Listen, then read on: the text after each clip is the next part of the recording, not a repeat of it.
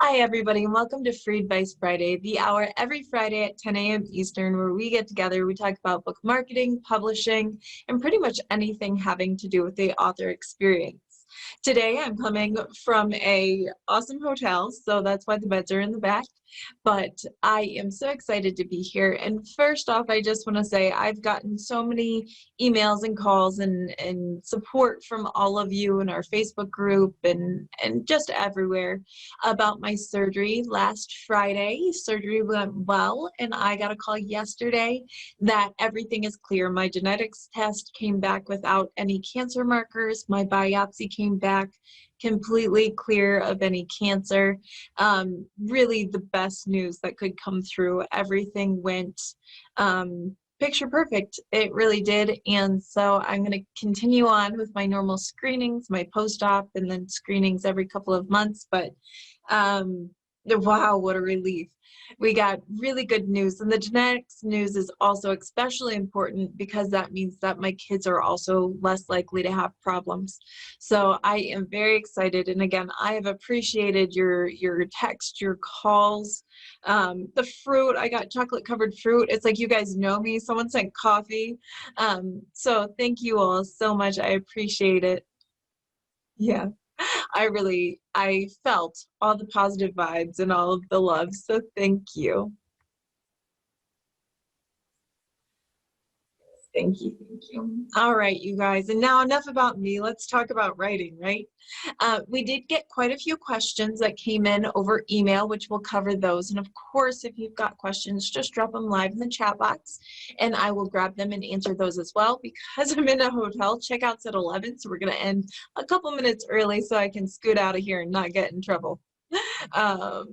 So let's jump right in here, though. And Tammy's got a question. You emailed this in, Tammy, so I've actually done my research. I know your answers. Tammy is going to be changing the covers on a series that she has, and she also wants to change the trim size for the paperbacks. So let's say you're going from a 6x9 to a 5x8. You're changing the actual physical trim size of your paperbacks. And when you do that, you do need a new ISBN. You can, let's say, just change the actual imaging on your cover, and you don't have to change your ISBN. You don't have to do a new edition. But when you are doing a new trim size, it's a new edition, and you must have a new ISBN for that book. And the follow-up question to that is, how do I make sure that everything transfers over to make sure that I don't lose my reviews, because you worked hard for those, right? And so we want to talk about how, when we do this, when we republish with a new ISBN and a new cover, how we keep all of those reviews. And we don't want to mess up prime reading or anything like that.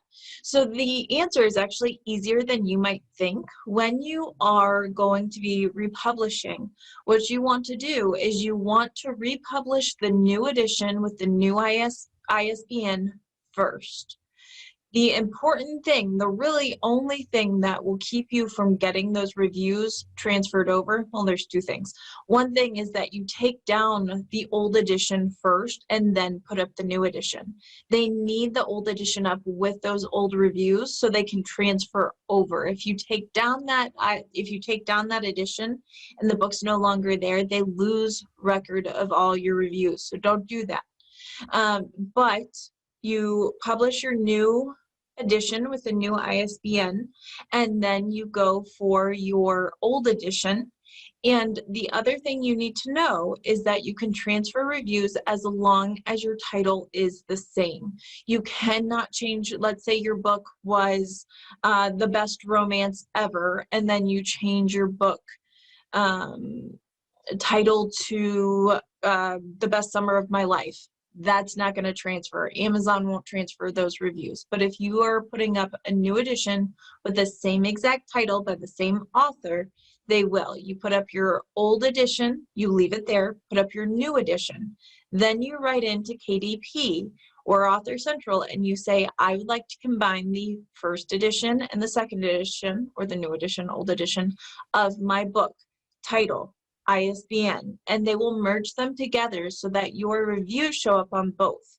Once that happens, you then unpublish the old edition.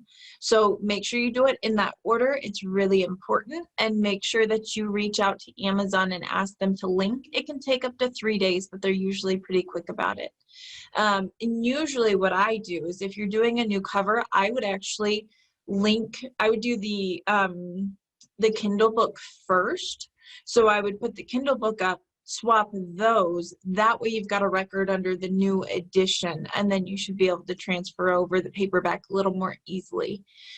So one at a time is kind of how I would handle it. Now, if your book's in Prime Reading, you need to check with Amazon first. Prime Reading usually goes by the ASIN. So if you are doing Prime Reading and you are changing your ebook, that may mess you up. You may need to wait till you're out of Prime Reading, but it shouldn't hurt the paperback because, again, it's going to be seamless. You're going to put the new book up and then you're going to link them together before you take the old book down. It'll still all be on the same sales page and all of that. So hopefully no problems there. Good. Good. I'm glad that's what you needed.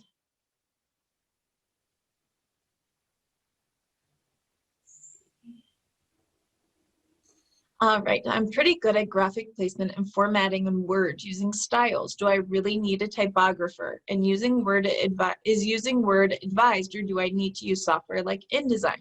Does Amazon just need a PDF that is formatted properly regardless of the editing software? Scott, that's a good question. I will say that most people are not well equipped to format and design a book interior in Word.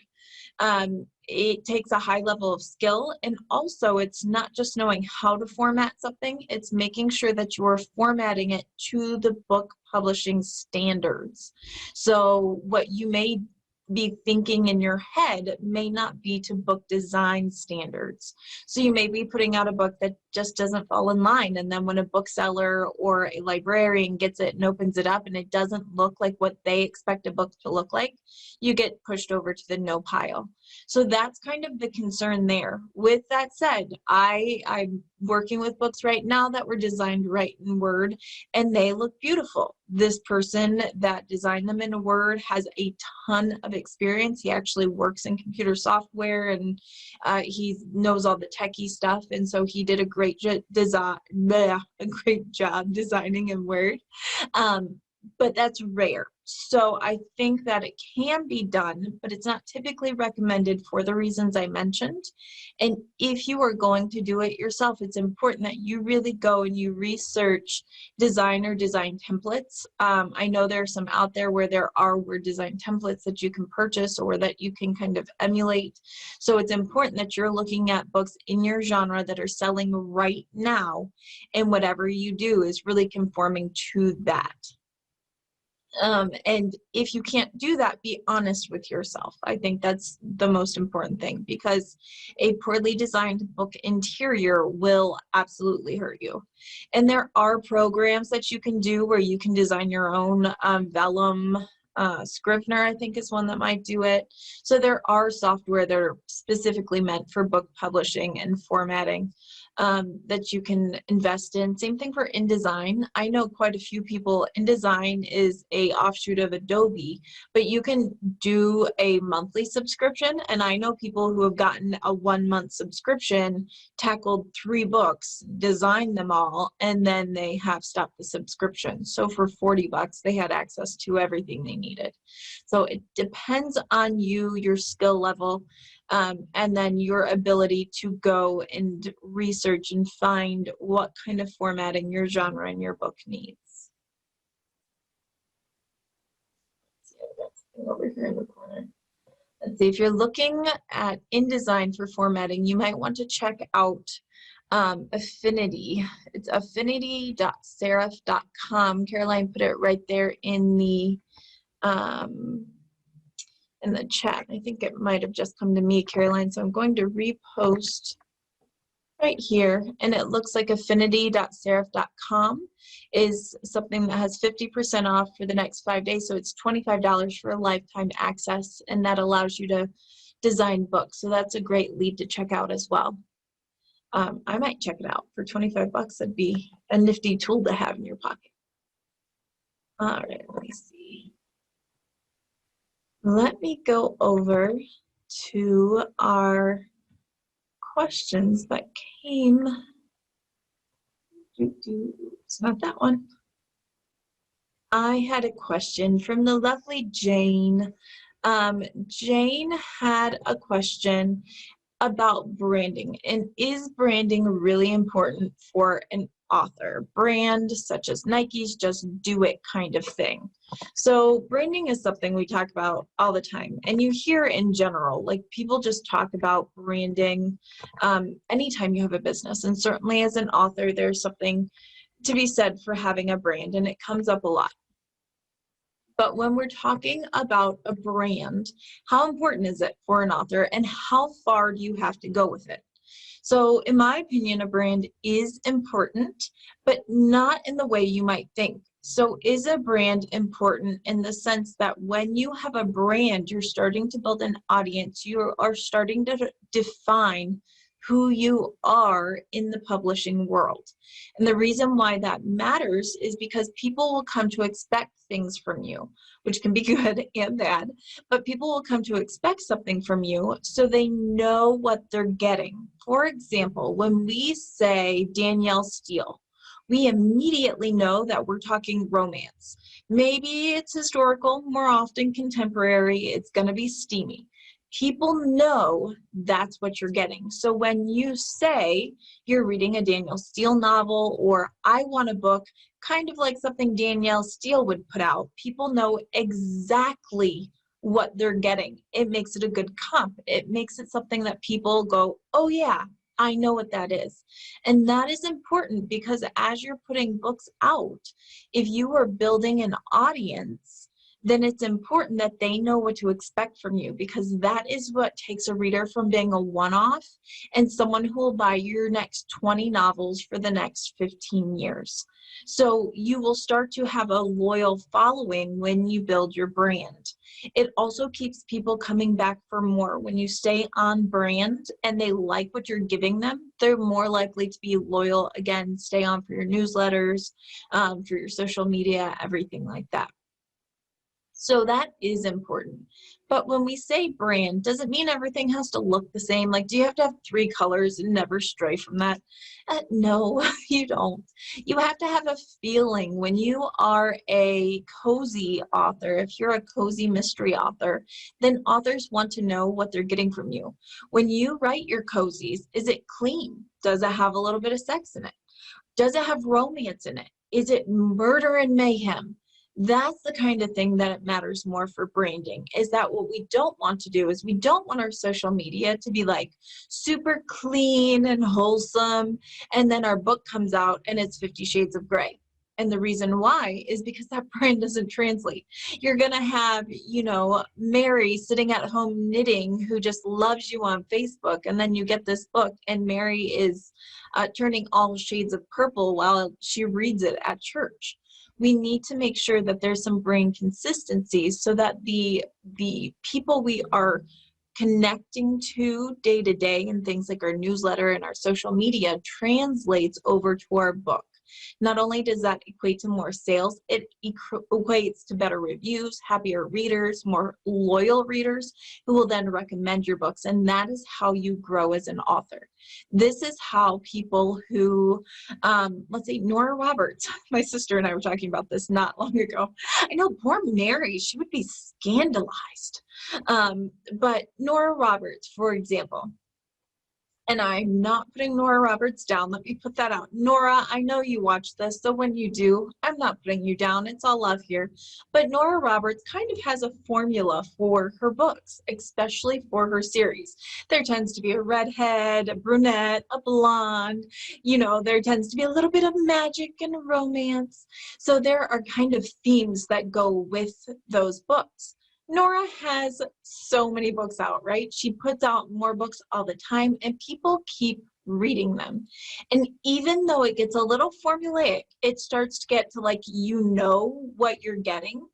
People kind of like that. They like the comfort of knowing what kind of things to expect from an author. And again, this is that kind of brand loyalty that people go back to because it's comforting. It's like your old show that you binge watch over and over again. For me, that's The Office and Parks and Rec. I could probably quote every single line of every episode, and yet I will still watch it if I'm like, oh, I'm just kind of not feeling it tonight. I'll go back to it. And that's what reading can become for people. So when you create a brand, you're not just creating this marketing strategy, you are creating a feeling, and people remember how you make them feel. They don't always remember exactly what you wrote about. They don't remember word for word your book, but they remember how you make them feel, and that's what they come back for. So I think it's important. And if you are changing genres, you don't necessarily need a new name, although you will often. I just have to say, Bob over here is saying branding is the devil's underpants. So we are going there. We're going to talk about Lucifer's panties today. Poor Mary, indeed. I am teaching it last night in my class after doing an awful job of it myself. Well, Bob, branding is brand is important, and sometimes you're damned if you do, and you are damned if you don't. For example, if you want to change genres, I worked with an author who did very well,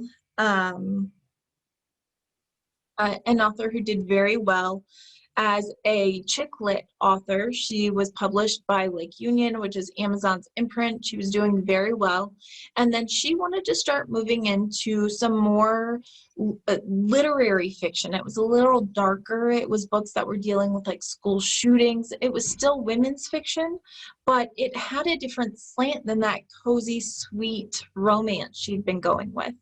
And she had a hard time transitioning because that's not the reader she'd built up. So when that happens, people usually pick two different courses. This is when you will often see writers who have pen names because they're creating a pen name to create a new brand. They're saying, all right, I've got my pen name for my sweet, wholesome romance, and then I've got a pen name for my super intense murder thrillers where I'm going to go into graphic detail because they're different audiences and I need a different brand. And it's not so much when you create a pen name for that, it's not a pen name so no one knows you wrote it. It's not like you're ashamed of it. You create a pen name to separate the brands, and it's kind of an open secret. Hey guys, just so you know, I also write really gruesome murder mysteries under this name. If that's your thing, follow me there. If not, nothing's going to change here. It's going to be sweet, wholesome, and lovely, and we can still be friends. It is basically allowing you to have multiple personalities in like a safe, contained way. And I don't know that anyone's really upset about that. Let's see. And so my new book is women's fiction, but I've only published cozy mysteries. And the good news is that those are close enough that sometimes you'll have some overlap when you're going women's fiction and cozy mysteries, because cozy mysteries tend to be read by women. Now I will say that cozy mysteries tend to be read by older women between 40 to 60. Women's fiction tends to be a little bit younger, 30 to 50, but there's a lot of overlap there. And then, yeah, if you have a pen name, I think that's fine. And if Jane Beckett is your new pen name, again, it's an open secret. Just know and let your audience know, like, hey, I'm also writing here, as a different name. Same need, but different name, and that's all right. J.K. Rowling created a pen name. I do believe so, Caroline. Let's see, do you feel creative freedom and expanding brand is earned after earning readers' trust? I do. So here's the thing about branding. You can't change your brand before you establish your brand. I cannot, for example, have an audience that I have one book out and it's super, let's say I have a cozy mystery. I have one book out and I've built an audience there. I cannot all of a sudden go to erotica and expect my audience to follow me. I haven't built a brand. I have not earned the trust of my readers to say, I know it's not really what you read, but trust me, come over here to the dark side and let's just see what's going on here. That's something to consider as well, that it takes time to build a brand. And if that's the case, if you do have if you've got Cozy Sweet Mysteries and you've got erotica, you may want to build out different branding from the get-go and not let them cross over till later. Maybe once you've got 2 different established brands, that is when you're like, hey guys, kind of been keeping it a secret for a while, but I'm also writing as this, and you allow some crossover. It has to be strategic. Everything in branding has to be strategic. You really have to think about, number one, who you want to be, what you want to promise your reader, and how you are going to deliver that. McDonald's, when they first started, their branding was good, affordable, quick hamburgers. And everyone loved it because, you know, back then people didn't eat crap food all the time. So it was awesome. It was amazing. It was a big deal. They wanted quality, great hamburgers. That was their branding at first. And then as we came into, I think it was more in the late 90s, early 2000s, when the health trends started. And McDonald's realized that they were losing customers because they were being known as this greasy, yucky, fatty food, and they wanted to brand more towards health. Guys, that took years. I don't know if you guys remember the commercials of, you know, like the low-calorie snacks and the putting, you know, different calories on their menu and salads and all sorts of things. It took years. And people still don't go, I really want a really healthy lunch today. I think I'm going to go to McDonald's. That's not how it works. It's just not. So keep in mind that as you are expanding your brand, your core brand, what you've worked on the hardest and the longest, is always going to be your undercurrent.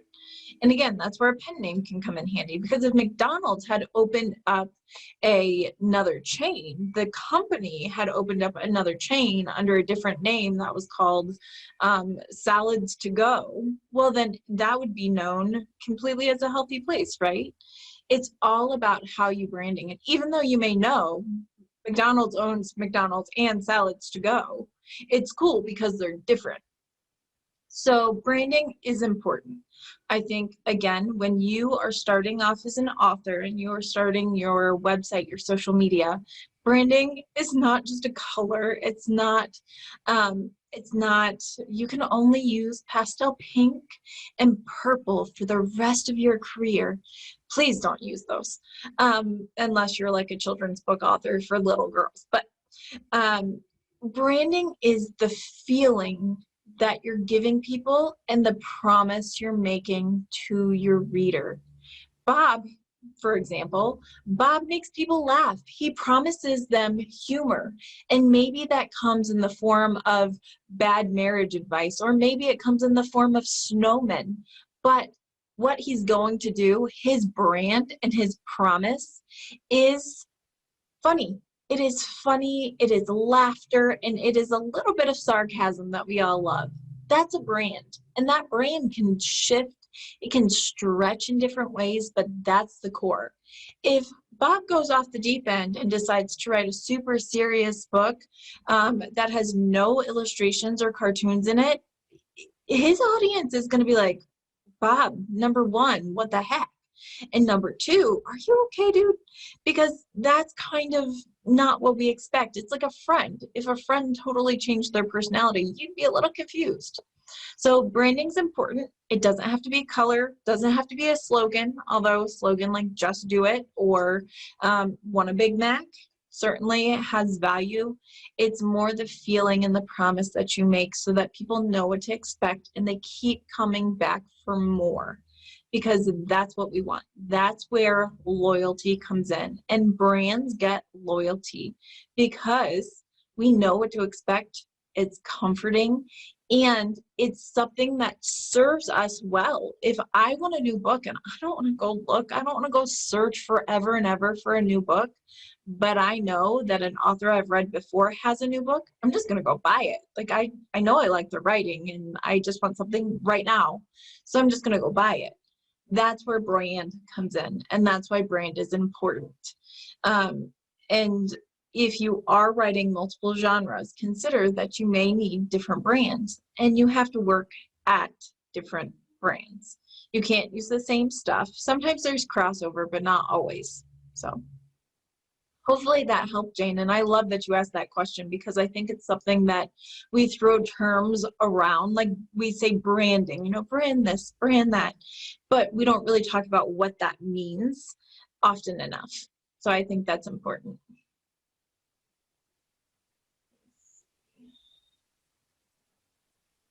The next question we have, let's see, we got our cover and trim sides question done. The next question has to do with media, and I got this email in from Renee the other day, and I see a lot of authors putting major media logos on their social media, websites, etc. For example, it will show the Fox Network logo. However, it was only the written press release published on a local Fox TV station's website. This person was not actually featured on Fox. They were not interviewed on TV, on the national or local network. It was just a reprint of their press release. To me, this is misleading, and it looks like they've been on Fox. Plus, what about use of the logo? In my dealings and media experience in the past, having had exposure on these major networks, you need explicit permission to use the logo, and there were rules and guidelines you had to follow to use them. Otherwise, a lawsuit could occur. Is the standard practice in publishing industries to simply use a logo, or how do we get around that? What are best practices? And again, I love it. I love the outrage. That is misleading. And Matt, you are correct. It is misleading. And this is what I responded. Renee couldn't be here today, so I responded earlier to her. But my response is this. Some people do that. Some people in the publishing industry even advocate for that. Oh, no, they used your press release. You can use their logo. No. Guys, I don't care who tells you that. Don't do it. Don't fall for that. Don't be cheap. Talking about branding, let's brand ourselves as someone with integrity, not someone who's cheap.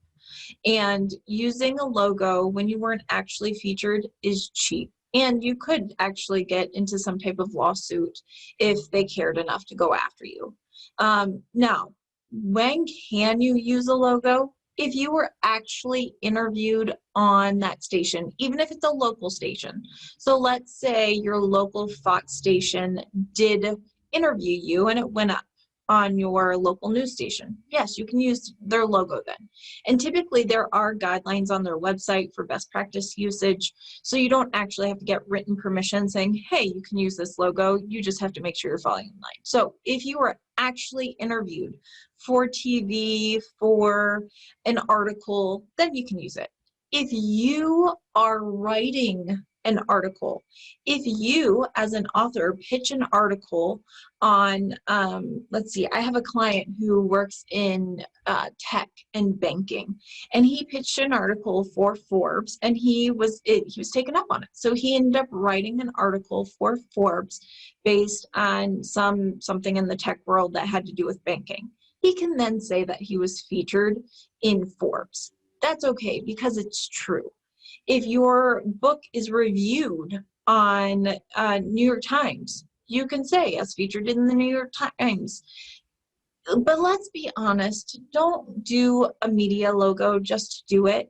And there's two reasons. Number one, integrity. I think that's really important. Integrity tells us that's not legit. So if you weren't actually featured, don't use the logo. Number two, someday, some way, you will be called out on it.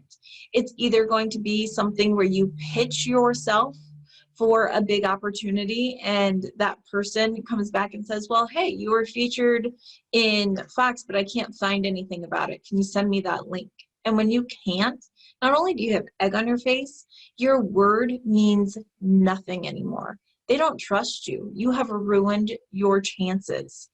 And I've actually seen firsthand where people have been called out in the middle of an interview. There are people out there who literally, people out there who are like, yeah, I'll take you as a podcast interview. And then they will ask you about that feature during the podcast just to watch you kind of flounder because they couldn't find anything. So it's just not worth it. Let's see. And the Forbes author linked that article in their book. Yes, you can, if it was an ebook or something, he could cite the article, he could link it in his book, absolutely, because it's something that lives online on Forbes. It was published. So there are many ways to do that. Now, the Forbes article actually came out after the book, so we didn't do that, but absolutely. In his media kit, we mentioned Forbes. We used the Forbes logo because not only was his book was actually featured, it was cited in several Forbes articles. He wrote an article for Forbes and he was interviewed by Forbes. I think he earned that logo. But again, if someone says, oh, I'm so excited, you were featured in the New York Times, can I have that link? You darn well better have a link, an old newspaper clipping, or something that you can then show and say, oh, absolutely, here you go. And if you don't, pass on it. It not only is it a cheap trick to use something that your when you do a press release and you use, like if I write a press release and I use a company to push that press release out online, it can get picked up by several hundred outlets because it's just a reprint. That doesn't mean that that person took an active interest. Now, I will say I have seen a press release get pushed out that way and then reprinted in an actual local newspaper, like the newspaper actually printed it.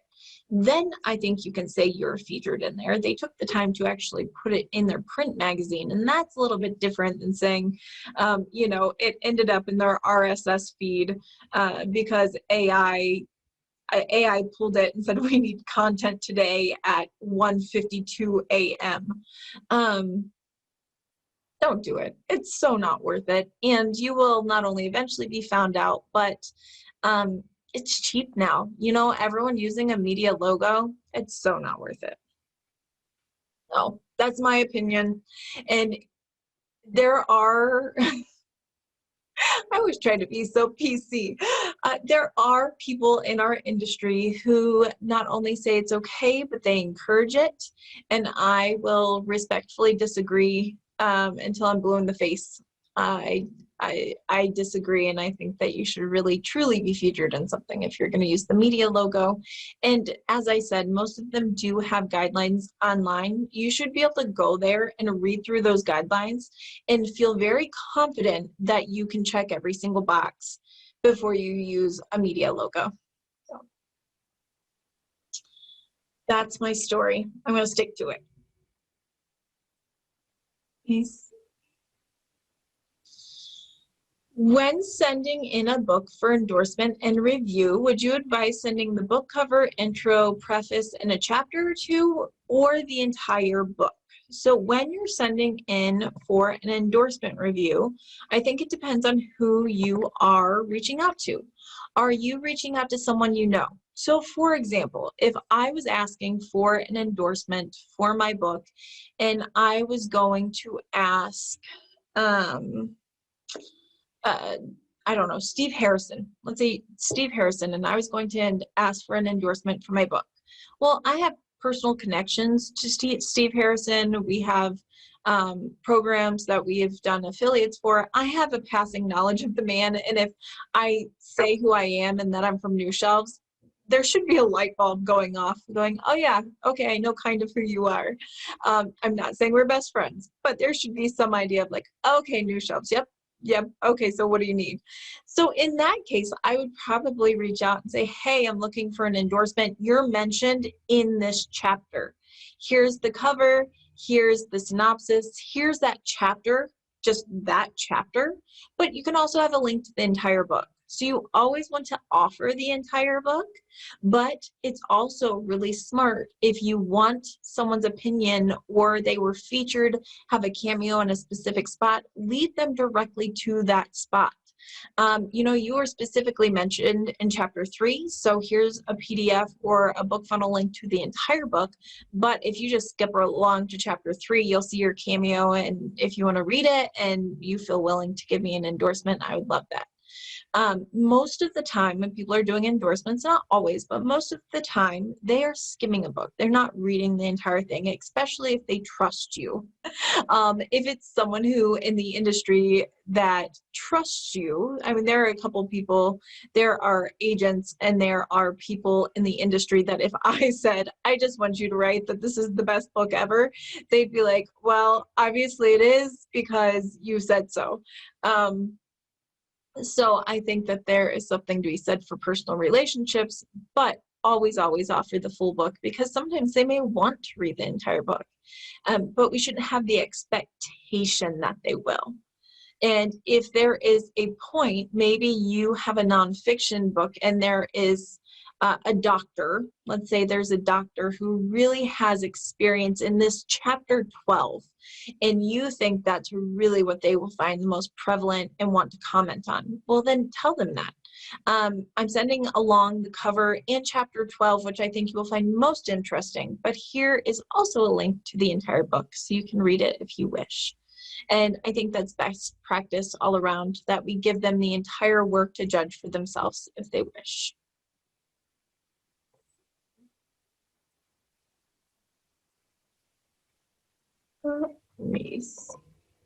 Question.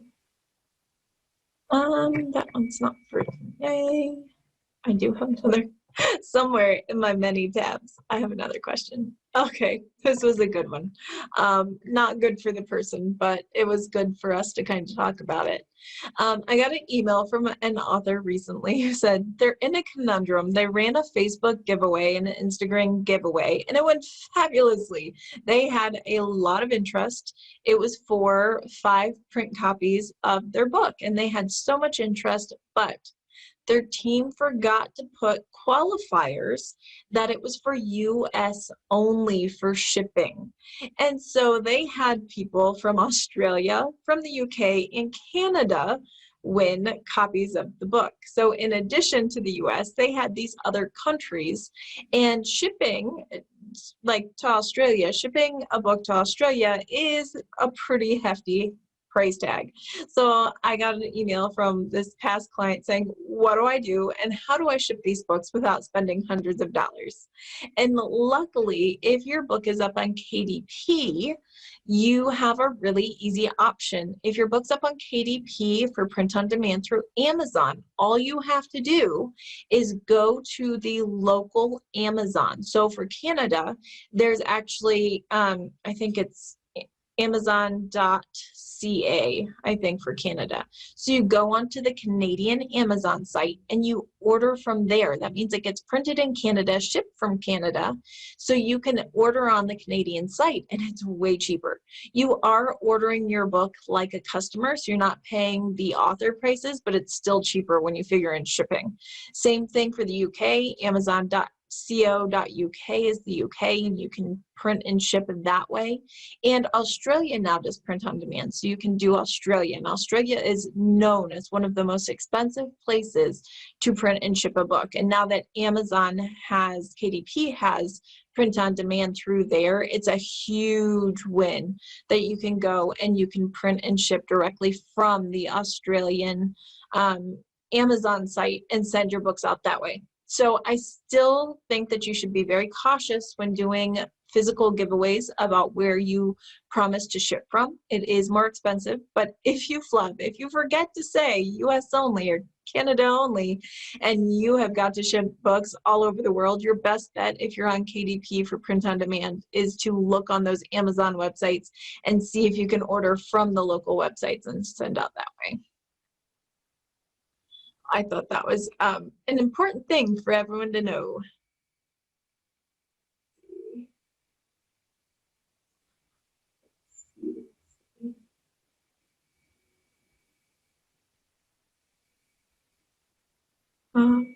I'm just reading the chats on the side. I think the internet here is a little slow, so I'm getting stuff late.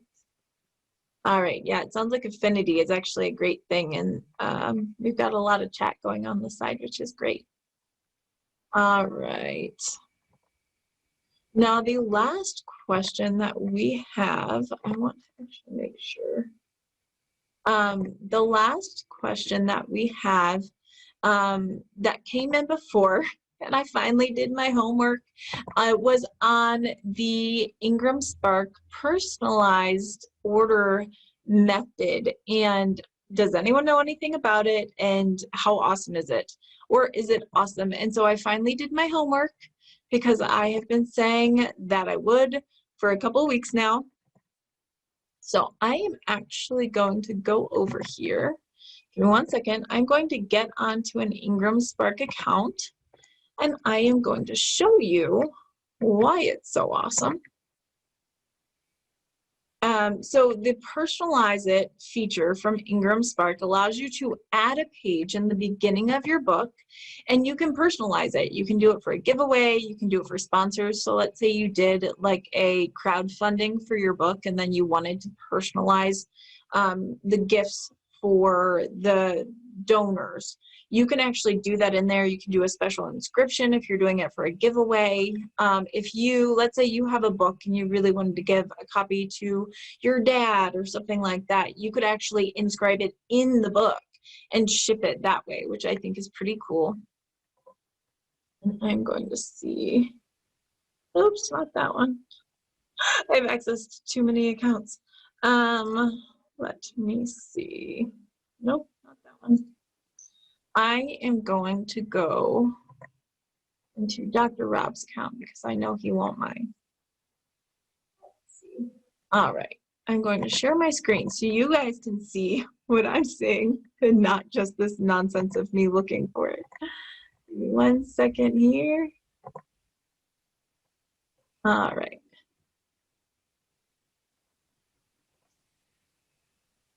So I am in an Ingram Spark account right here. And on this Ingram Spark account, of course, we can make orders. And I want to actually look at what it looks like to do a personalized order. I don't have a printed copy of one so we can see what it looks like, but we can at least show you how it works. So all you do is you log in, you place your order, and I'm going to do it on Dr. Rob's book, The 48 Laws of Happiness. I won't actually order a copy, but all right, and when we do that, you just do the normal book, and I'm going to say that I would like to submit an order. But do you see right here where it says personalize it? It's really easy. It shows right up. You do one book, and when you do the personalize it screen, it takes you to this page. It is just like a word formatter, like it's easy text formatter. So we could say, to Keri, the best person in the world. I really like writing inscriptions to myself because I can be so nice. But also Dr. Rob really, really loves emojis. So I can add an emoji here, which is kind of hilarious to me. You could say that you want to format it with, you know, different formatting. And I'm totally just using his name willy-nilly. You can change the different text options. You can make it smaller. You can change the background color. Like you can really kind of do crazy things with it. So you can also add in an image. You can add in a picture. Like you could add in a picture of the two of you together or different things like that. It's really kind of cool, all the options that they have. And so when you do that, you then can go to preview it. Let's see. So we can preview it. Preview. And then it shows you what it looks like. And this goes in the front of the book. I believe it's the first page. So it's before your copyright and all of that. It goes into the front of the book as its own page. It would say this. You can, again, you can do full text. You can add in a picture if you want, and it'll print. And it only prints for this copy of the book. So it's not anything that's saved. It doesn't, you know, it doesn't go in for a lifetime. It's just for this copy of the book. and you can do it. You can also remove customization because maybe Dr. Rob doesn't think that I'm the best person ever. But you have the ability to do that, which is super cool. And then you print it. The one thing that you really need to know about this is that, number one, it's awesome and that it's very cool. It's not expensive. I believe it adds $1. So it'll just be $1. And then in addition to that, because it's not your standard cover with the standard ISBN, what happens when you do that, is they actually put a non-specific barcode on the back of your book. So over top of your barcode, they put this non-specific barcode with a different number other than in your ISBN, saying that it's not for print or resale. So just know that if you've got a price barcode already on the back cover of your book, you're going to have something else slapped over it, so it may not look pretty. And that obviously it's not meant for like normal resale. But it's a really cool feature, and if you were using it for special things, I could see where you could do that if you're doing special edition print, again, for a dear friend, or if you wanted to do it for a giveaway or for donors, you could do a short a print run just for that, which is cool. And I highly recommend that you actually do it. And if anyone does it and gets a printed copy of it, I would love a picture. I'd love to know if like the actual print quality and the paper and everything falls in line with everything else. Yes, and the image would allow you to use your signature too, Tara pointed out, which is so true. You could actually upload an image of your signature so you could sign it like a real book. Isn't that cool? Let's see, any attendees have opinion of KDP versus Ingram Spark? It's funny that you asked that, Rhonda. I was just asked to write a blog article on that. The thing about KDP versus Ingram Spark, in my opinion, is that it's not one or the other. For the best distribution, you really need both.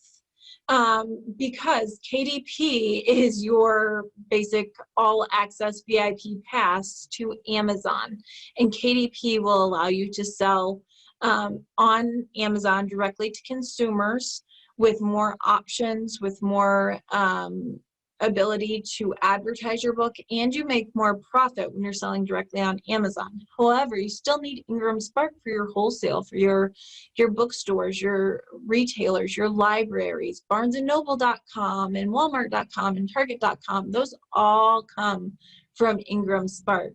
And yes, you can do KDP expanded distribution, but only if you take their free ISBN, and a free ISBN is never free. It always comes with strings. So we recommend you go get your own ISBN from Bowker. You then use that to upload to KDP for Amazon and Ingram Spark for your wholesale and other retail. And also something that people need to know, this question came up this week in my emails, was how do I get my book printed? I was thinking about using KDP expanded distribution because I like KDP print options better, and I didn't like Ingram Spark. So I want to get into Ingram wholesale with print on demand, so I'm just going to use KDP expanded distribution. But the thing that you need to realize is that when you do KDP expanded distribution, KDP just uploads your book to Ingram Spark. They are not printing copies and sending to Ingram Wholesaler.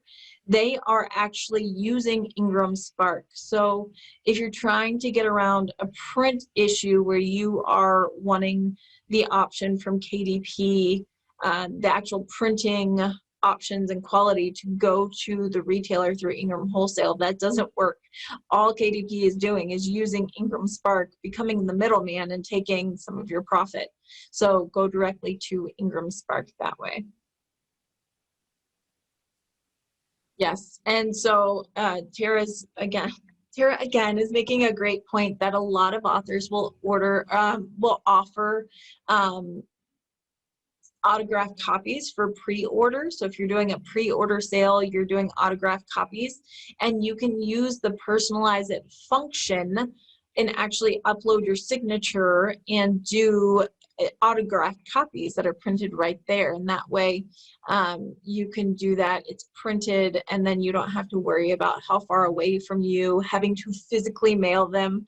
One of my favorite pictures from Hank Philippi Ryan is just her with over 300 books in her house that she signed all of them, and then they had to ship them back. And so that certainly works, and that's a lot of dedication, but how amazing if you could just put it right into Ingram Spark, order it in print and ship all at one time. That's certainly a nice option and a nice feature. So I think that's pretty cool. All right, you guys, it is 8 minutes till 11, and I've got to get out of this hotel room at 11. So if you got any last questions, drop them in. But I think we covered a whole heck of a lot today, and I loved it. Yes, you could even handwrite everything, take a picture. You could handwrite your inscription, take a picture, and upload that picture to the book for the personalize it function on Ingram Spark, which is cool. I love it. All right, you guys. Well, thank you for joining me. Thank you for bearing with my hotel room here. It was so fun as always. We'll be back next Friday, 10 a.m. Eastern. If you have questions, you can send them in advance to questions@freeadvicefridays.com. And certainly you can leave them in the Facebook group as well. And we will see you next time. I hope you have a wonderful weekend. I know, I'm special. It was great, you guys. I hope that you guys have a wonderful weekend. I am going to have a wonderful weekend, and I'll see you next week. Bye, everybody.